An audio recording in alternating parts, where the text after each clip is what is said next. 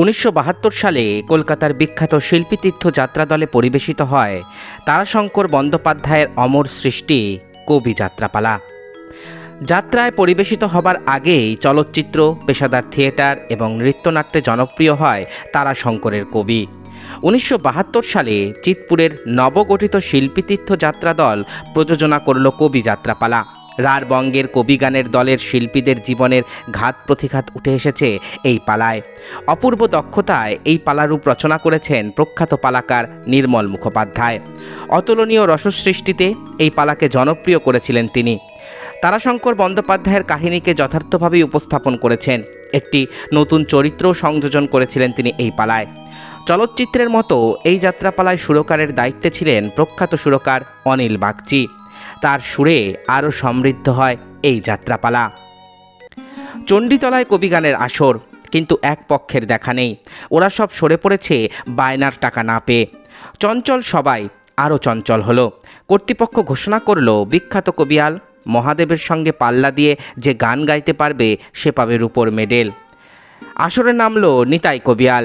জনতার চাঞ্চল্য বিস্ময়ে রূপান্তরিত হলো। দৈত্যকুলে জন্মেছিল প্রহ্লাদ প্রকৃতির অদ্ভুত খেয়ালে, তেমনি জন্মেছিল নিতাই চরণ রায়।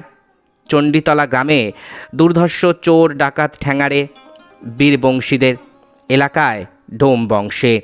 ছেলেবেলা থেকেই সে স্বভাব কবি। প্রেরণা পেলে কবিগানের আসরে কবিয়ালদের প্রতিভায় সে ভাস্বর হতে পারে। মুখে জর্জরিত ব্যঙ্গে কটূক্তিতে তাকে আহ্বান করে জাত তুলে গালাগাল দিয়ে সে গান শুরু হলো।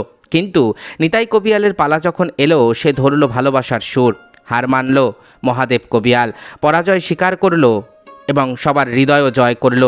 জয়ের মালা গেল ঠাকুরজির কাছ থেকে, মেলায় কেনা কাপড়ের ফুলের মালা। ঠাকুরজি নিতাইয়ের বন্ধু রাজন মুচির শালিকা। পাশের গায়ে তার শ্বশুর বাড়ি। এ গায়ে আসে দুধ বেচতে। দিগন্তের রেল লাইনের ওপারে রজনীগন্ধার ডাটার মতো দীঘল কালো একটি রেখায় যখন সে রেখায়িত হয়ে ওঠে, আর মাথার ওপর মাজা চকচকে পেতলের দুধের ঘটি, দুপুরের সোনালি রোদ ঝিকমিকিয়ে ওঠে সেখানে। এখানেই কৃষ্ণচূড়ার নিচে তার জন্য নিঃশব্দ প্রতীক্ষায় দাঁড়িয়ে থাকে নিতাই চরণ। তার গানের জন্যে ঠাকুরজির মনে জমে থাকে মুগ্ধ ব্যাকুলতা। বন্ধু রাজনের বাড়িতে চায়ের আসর বসে।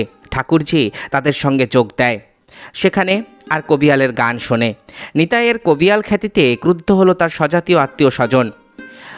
মহাদেব কবিয়ালের জাত তুলে তাদের গালাগাল দেওয়াতে তারা অপমানিত, ক্ষুব্ধ। কিন্তু নিতাইচরণ তাদের কথা রাখলেন না। কবিগান সে ছাড়তে পারবে না। জাতিচ্যুত হয়ে সে উঠে এলো তার বন্ধু রাজনের বাড়িতে। রাজন ছিল স্টেশনের পয়েন্টসম্যান, আর সেই স্টেশনেই কুলিগিরি করত নিতাইচরণ। কিন্তু এই হীন কাজে তার আর মতি রইল না। তার কবিয়াল খ্যাতি যখন ছড়িয়ে পড়ল, কিছু ব্যাগে কিছু প্রশংসায়, তার মনে হলো কুলিগিরি আর সাজে না। কবিগান করে জীবিকা নির্বাহের সংকল্প নিল সে। নিষ্ঠুর দারিদ্র্যের আঘাত মাঝে মাঝে তার মনকে অবসন্ন করে তোলে। তাকে সান্ত্বনা দেয় ঠাকুরজি, উৎসাহ দেয়। কবিগানের বায়না এলো তার কাছে। সে গেল, তারপর ফিরে এলো বিজয়ী হয়ে। পায়ে তার নতুন জুতো, গলায় চাদর। অবাক ঠাকুরজিকে অবাক করে তার গলায় পরিয়ে দিল একছড়া কেমিক্যালের হার। বহুদিন থেকেই দৈনিক 1 পোয়া দুধের হিসেব না পাওয়া শাশুড়ি হার দেখে ব্যাকুল হলো। কলঙ্কের গঞ্জনায় জর্জরিত হলো ঠাকুরজি। ঠাকুরজি সেদিন রইল না। ঝড়ের মেঘ এলো ঘনিয়ে। গায়ে এলো এক ঝুমুরের দল।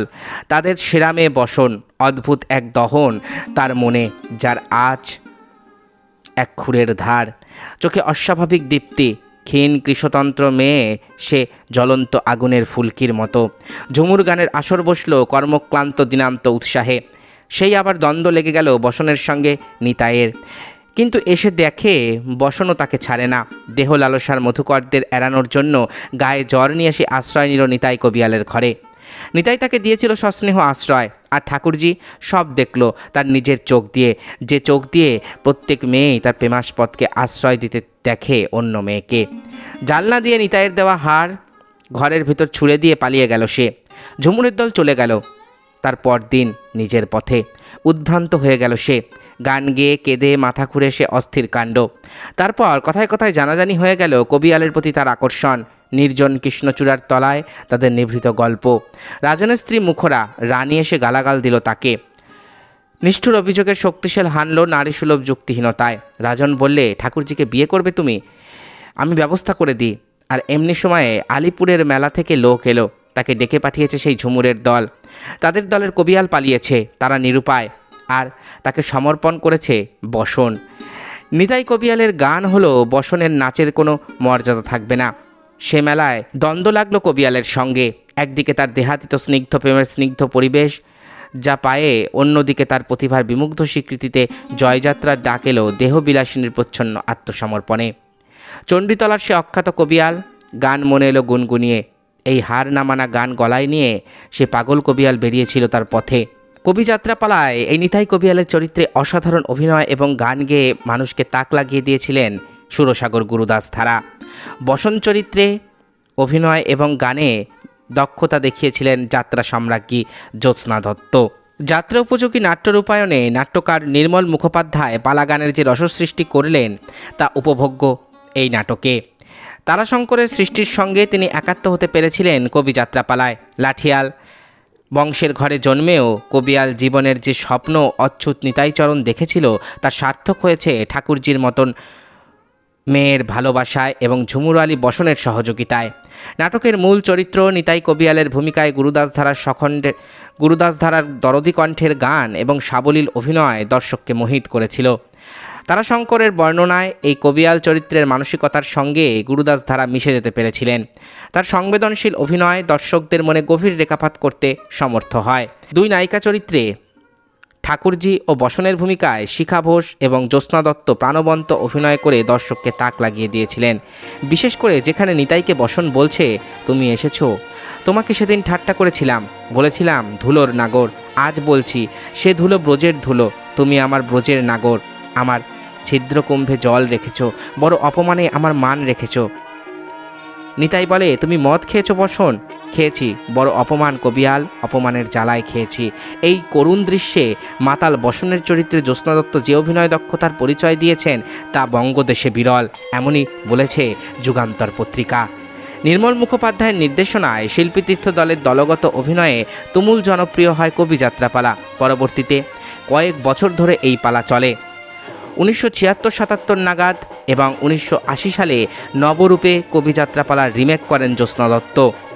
নিতাই কবিয়ালের ভূমিকায় গুরুদাস ধারা, রাজন চরিত্রে পূর্ণেন্দু শেখর বন্দ্যোপাধ্যায়, ঠাকুরজির চরিত্রে শিখা বোস, বসন চরিত্রে জ্যোৎস্না দত্ত। অন্যান্য ভূমিকায় ছিলেন তারক দাস, অজিত দাস, নির্মল মুখার্জি, প্রসেনজিৎ চৌধুরী, জয়দেব গাঙ্গুলি, মুকুল দে, মন্টু ঘোষ, নারায়ণ মণ্ডল, স্বপ্না ঘোষ প্রমুখ অভিনেতা অভিনেত্রীরা। জ্যোৎস্না দত্ত গুরুদাস ধারার গীতিবহুল অভিনয় এই যাত্রাপালার প্রধান সম্পদ ছিল।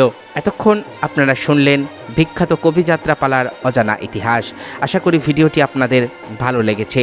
আমার চ্যানেলের ভিডিওগুলো যদি আপনাদের ভালো লাগে তাহলে অবশ্যই চ্যানেলটি সাবস্ক্রাইব করুন, পাশে থাকা বেল আইকনটি ক্লিক করে দিন যাতে পরবর্তী ভিডিও নোটিফিকেশান খুব তাড়াতাড়ি আপনাদের কাছে পৌঁছে যায়। আজকের মতো এখানেই শেষ করছি। ভালো থাকবেন সবাই। নমস্কার।